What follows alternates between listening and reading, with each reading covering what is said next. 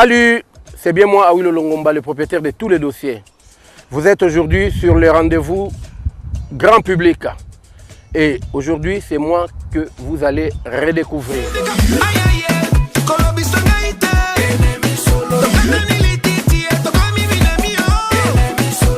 Awilo Longomba, le chanteur qui vous a fait danser avec Carolina, maman, elle est jolie partout. Comment tu t'appelles? Qui? Moi, je m'appelle coupé, coupé.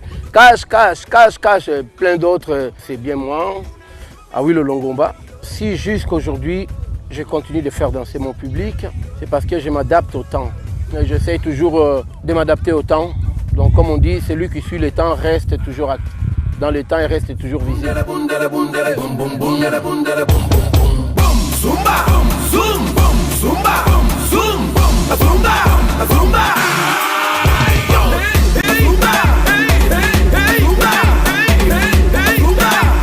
Mon père fut l'un des grands chanteurs de mon pays, Vicky Longomba, mais à l'époque, vous savez, la musique n'était pas comme chez nous en Afrique. On considère aujourd'hui comme vraiment un vrai boulot. À l'époque, c'était comme un boulot de voyou, parce que ça ne payait pas bien l'homme. Alors mon père, il ne voulait même pas, quoi. Ben moi, j'ai un peu forcé. Et quand j'ai commencé à devenir professionnel, malheureusement, il était parti, il n'est plus de ce monde. Mais je pense que non, s'il était là, il allait encore être beaucoup fier de moi. Carolina,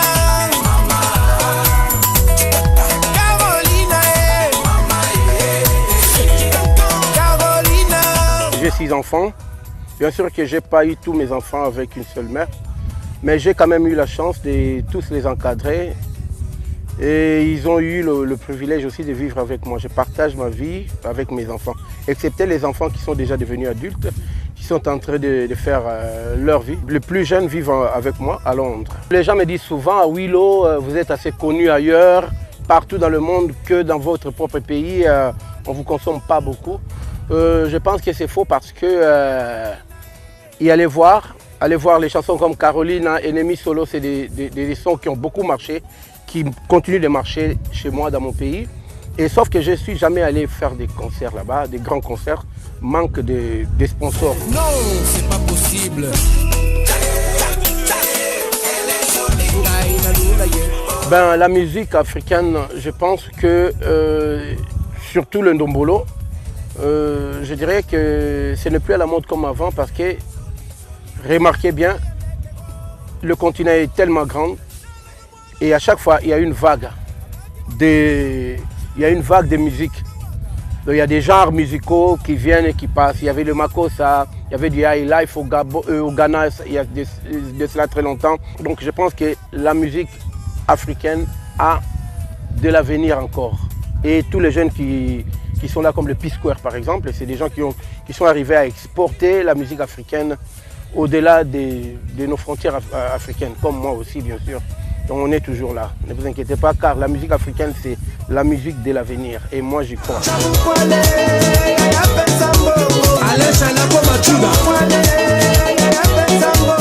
Ben, je suis au Bénin, c'est pas pour la première fois. Aujourd'hui j'y ai déjà été, j'ai fait des grands concerts ici, j'ai rempli le stade de l'Amitié, j'ai fait des concerts à Porto Novo, Parakou et un peu ailleurs.